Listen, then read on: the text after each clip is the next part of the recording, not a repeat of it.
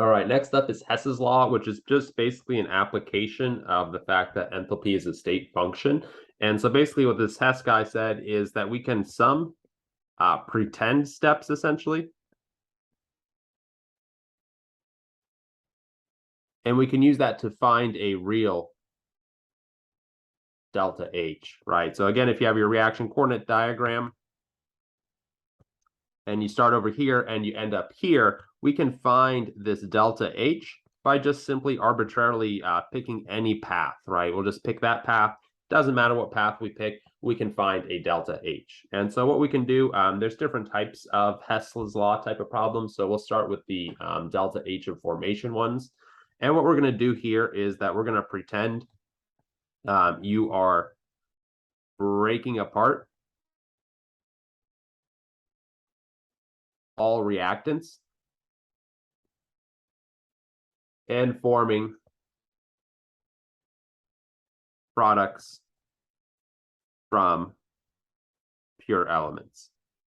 Is that what's actually going on in your reaction? Probably not, but again, it doesn't matter because what we're after here is our enthalpy of our reaction, and it's a state function, so it doesn't matter what path we take. If you want to look at kind of the textbook way to do it, the delta H of formation is going to be equal to the sum, that's what this little sigma symbol means, times the n, which is your stoichiometric coefficient, of the delta H of the formations of the products, minus the sum of the delta H formation of the reactants. I'll also show you how I do it. You can do whichever way you feel most comfortable. So for example, if we have 3NO2 as a gas, combining with water as a liquid to form 2 nitric acids as aqueous solutions, and then forming a nitrogen monoxide as a gas. And we want to find out what the delta H here, right, is here, right? It's question mark, question mark, question mark. We don't know what it is.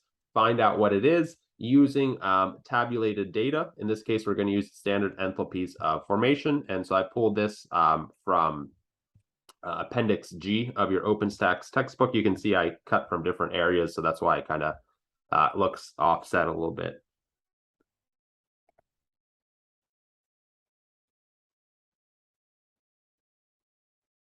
Note that they give you a lot more data than we need. We're going to be focusing on this delta H of formation. There's also a delta G and an S. You'll learn about those in Chem 102 when you get more into thermodynamics.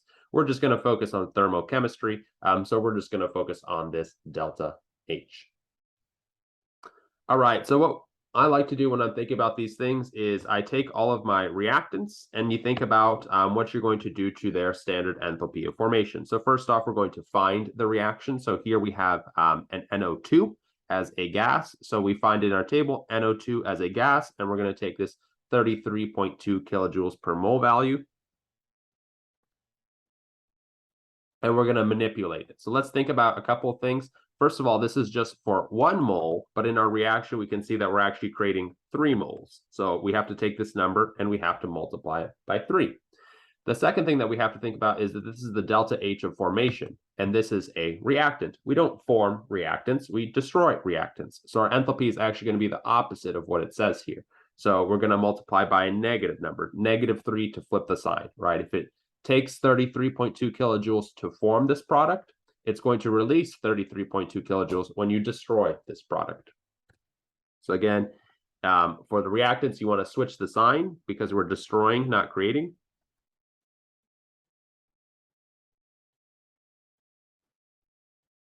And we want to switch up the numerical value in front because we're destroying 3 moles, not 1.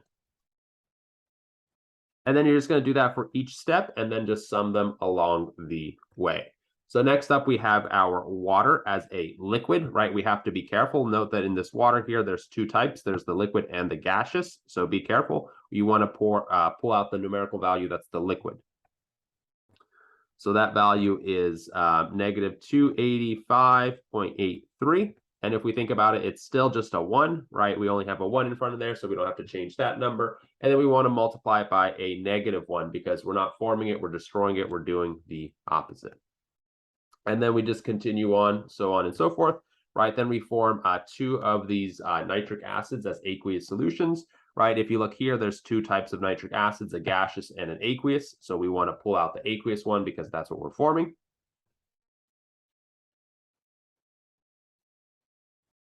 And then we want to multiply this times 2. We don't multiply it by -2 because now we're on the product side. So we are indeed forming these. So we keep that sign as is. We're just multiplying by 2 because that coefficient is A2. And then finally, we form 1 mole of this NO gas. So there's your NO gas. We're going to pull that out as 90.25. And we don't really have to do anything to this number. And then we just sum them all. And you get negative 138.32 kilojoules, which is our delta H of reaction. So if you use this formula, you'll end up with the exact same answer, right? This negative right here is what flips the sign of the reactants, and the N takes care of the mole. So we're doing the same thing. I just like to do it this way because to me, it makes more logical sense and kind of has more meaning than just plugging into an equation.